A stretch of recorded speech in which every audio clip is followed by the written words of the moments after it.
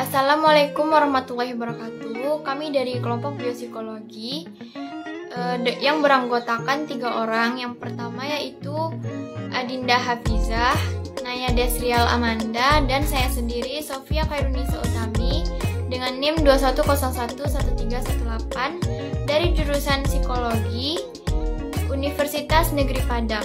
Ini merupakan ujian akhir semester untuk memenuhi nilai mata kuliah biopsikologi dengan dosen pengampu Bu Elrisfa Magisterina, SPSI MSc. Baiklah, kali ini saya akan menyampaikan tentang teori emosi. Emosi dalam psikologi adalah pola reaksi kompleks yang melibatkan elemen perilaku, pengalaman, dan fisiologis yang digunakan oleh seseorang untuk menangani masalah atau peristiwa penting yang dialaminya secara personal. Kata emosi diturunkan dari kata yang berasal dari bahasa Prancis yaitu emotion dan émouvoir, artinya kegembiraan, dan bahasa Latin émouvoir, luar, dan mover artinya bergerak. Sebagai contoh, bila seseorang bersikap kasar, manusia akan merasa marah. Perasaan marah bisa saja datang dan pergi dengan cukup cepat, namun ketika seseorang sedang dalam suasana hati yang buruk, seseorang dapat merasa tidak enak untuk beberapa waktu atau beberapa jam. Emosi berkaitan dengan perubahan fisiologis dan berbagai pikiran.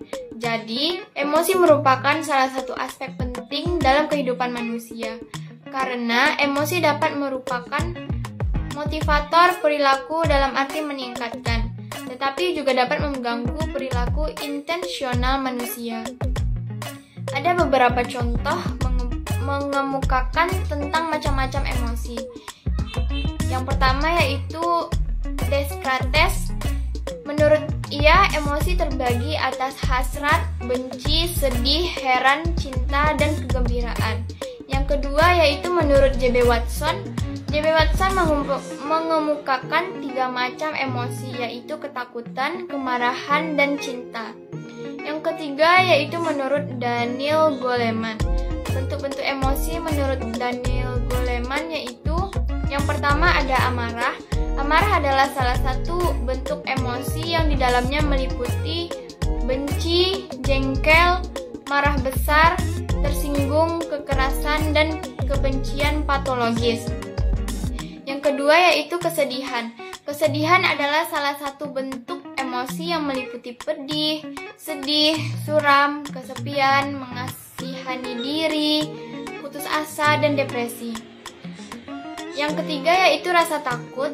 Rasa takut adalah salah satu bentuk emosi yang meliputi gugup, was-was, waspada, ngeri, panik, dan fobia. Yang keempat yaitu ada kenikmatan. Kenikmatan adalah salah satu bentuk emosi yang meliputi gembira, riang, senang, terhibur, bangga, takjub, senang sekali, terpesona, dan lainnya.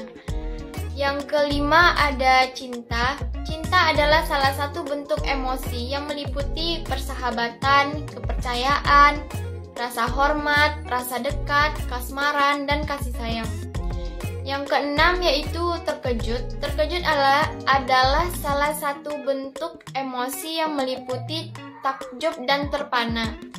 Yang ketujuh ada jengkel. Jengkel adalah salah satu bentuk emosi yang meliputi muak, benci, tidak suka, atau jijik.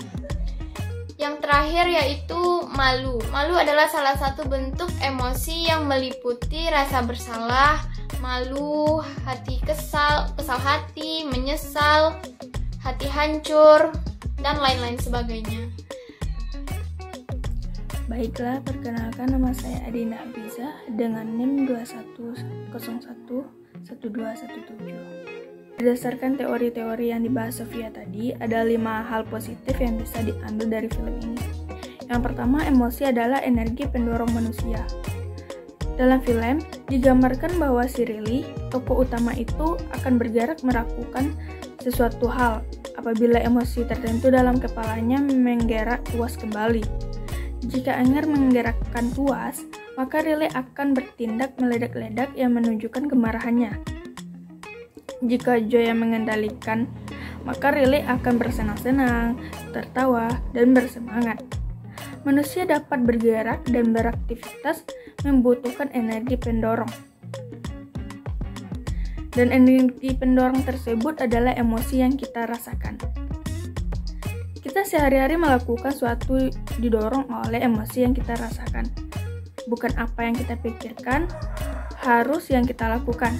Contohnya ketika kita sedang merasa sedih, maka kita akan tidak memiliki energi untuk melakukan kegiatan apapun. Bahkan ketika itu adalah hobi kita.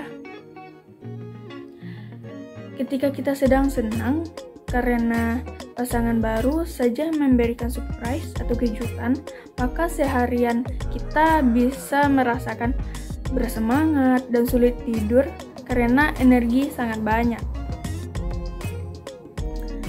Yang kedua, emosi adalah pesan dari diri kita. Emosi tidak ada yang baik atau negatif. Poin pembelajaran ini adalah poin terutama yang ingin ditunjukkan dalam film ini. It is okay to be sometimes. Ada salah satu kalimat yang berlangsung muncul dalam pemikiran ketika menonton film ini sampai selesai.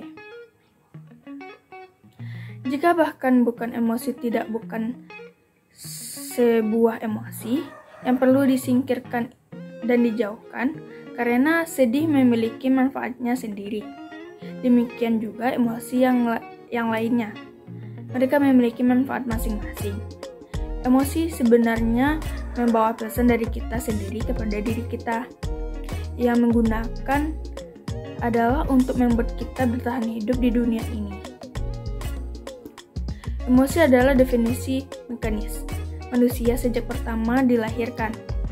Film ini membantu kita untuk mengerti pesan yang disampaikan oleh masing-masing emosi. Terutama ketika bagian awal film ini, ketika Joy memperkenalkan satu persatu emosi ini di kepala si Riley. Fear atau ketakutan membuat kita waspada dan melakukan persiapan cukup untuk kita dalam kondisi aman. Disgust atau jijik membuat kita untuk menjauhi hal-hal yang dapat meracuni kita secara fisik, sosial, dan moral. Anger atau kemarahan itu membantu kita untuk membela diri kita, mendapatkan keadilan. Sadness atau kesedihan membantu kita untuk merefleksikan kejadian yang tidak mengenakan dan membuat kita belajar dari sana. Mampu mendengarkan pesan yang ingin disampaikan oleh emosi kita, membantu kita untuk menjadi manusia yang lebih dewasa dan baik. Ketiga, setiap manusia mempunyai emosi utama. Kalau kita teliti dalam menonton film ini, kita dapat melihat di setiap karakter dalam film Inside Out terdapat pemimpin emosi yang berbeda-beda. Setiap pemimpin emosi ini adalah emosi yang duduk di tengah ruangan kontrol.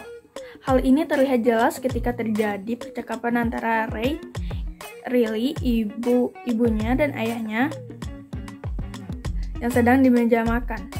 Emosi Riley dipimpin oleh Joy, ibunya dipimpin oleh Sadness, sedangkan ayahnya dipimpin oleh Anger. Hal ini sepertinya mudah untuk terlewatkan oleh orang-orang yang tetapi detail kecil ini sangat penting dalam pembelajaran kecerdasan emosi. Setiap manusia memiliki tema emosi utama.